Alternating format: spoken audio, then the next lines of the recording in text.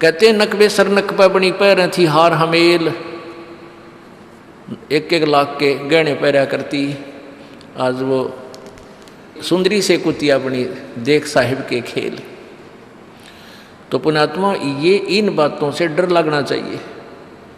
इन बातों से डर लगने लगेगा, मालिक में रुचि बनेगी और भजन करने को दिल करेगा। और ये लोग दिखावा जो ड्रामा है, नाचा कूदी, ये बकवाद मन में आवे को नहीं, ये कहने की आवश्यकता नहीं पड़ा। दास ने कैसा मत करियो, हाँ कहना तो पड़ता है एक बार बालक को, कुछ दिनों के बाद फिर आपकी रुचि ना बढ़े। इतना तो इस दास को विश्वास हो गया है कि परमात्मा के बच्चे भगवान को पहचानने लग गए, क्योंकि अब शिक्षित समाज है। आपको नाम दिया जाता है, नाम देने से पहले सब नियमों से परिचित कराया जाता है। और हमने ये पुस्तक बनाई है भक्ति सौदागर को संदेश, इसके प्रथम अध्याय में ही हमने नियमों का पूरा विस्तार से विवरण दिया है कि कोई भी पुण्यात्मा इस आश्रम की तरफ आएगा तो पहले तैयार होकर आवे।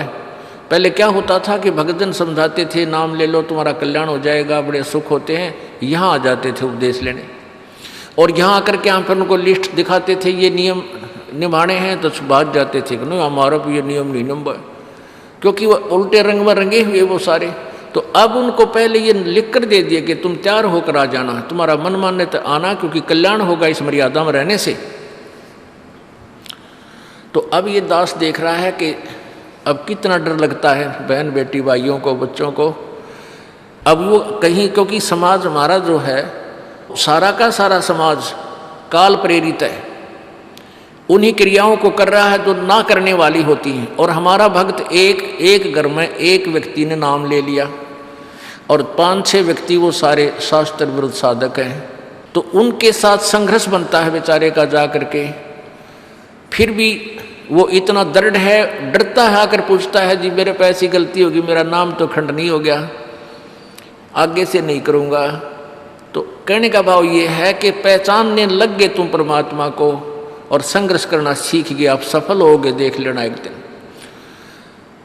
ये नाखून पालिश लगाते हैं, ओठों पर इसी बूंदी शकल बना लेते हैं, लाल वो लगा कर लिपस्टिक, इतना बेहुदी शकल बन जाती है। कहते हैं अब ऐसी मर्यादा बन गई, बहन बेटियां कहते हैं कि हम ऑफिस में जाते हैं तो ये लिपस्टिक वगैरह नहीं लगाते, नेल पेंट नहीं लगाते, तो क्या कहते हैं उस दूसरे कि तुम्हारे घर में कोई मर गया क्या? अरे थारा गजब भैया, ये बकवाद करने तो सारे जी जाओगे तुम, अकल खत्म होगी। यानी एक मर्यादा बन गई, जो ऐसे उल्टे काम ना करे उसने हे समझन लागे। निरंजन धन तेरा दरबार जहाँ तनिक नहीं न्याय विचार, सारे उल्टे काम में राजी रहे। लेकिन हमारी बेटियां अब संघर्ष करती हैं कि हाँ उनको ज्ञान हो गया, वो तो बालक हैं, कुछ भी कह सकती हैं।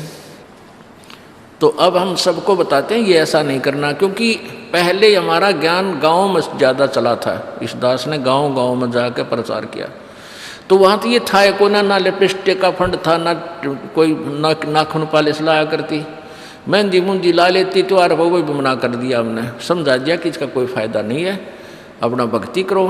तो वो तो सब एक साधारण सी बात ही छोड़ छाड़ दी। अब शहरों में फैल गया परमात्मा का जो ज्ञान है। अब शहरों से जो बेटियां आती हैं वो सारे तो नाखुना निशी बुरे हालत सनाए पाओगी। और इधर बिहार में तो और बेगन हो रहा कति बुढ़ी बालक सारे लाल ये नाखुना न कति न कुसूती तरह पेंट करके लाओगे, न चमकान दे। अब इनको समझाना पड़ता है कि ये नहीं करोगे तो मान जाते हैं कि नहीं आगे नहीं करेंगे हम, क्यों इनकी आवश्यकता भी क्या है। भगवान ने जो कितने सुंदर नाखून पहले बना के दे रखे, इन पर क्या फायदा और बकवाद करने की। तो मालिक ने जो अंग दे रखे हैं वो बहुत अच्छे बना के दे रखे हैं, इसमें हमको फेरबदल करें, ये हमारी वो लोग दिखावा मेकअप है, इसकी हमें आवश्यकता नहीं। अब तो हम आपको बता रहे हैं, समझा रहे हैं पहली बार, फिर आप पे सियाने हो जाओगे, आपकी अब पर रुचि ना करे। जैसे नानक साहब कहते हैं, ना जाने काल की कर डारे किस विध डल जा पासा वे, जिना के सरते मौत खड़क दी नानू के डांसा वे।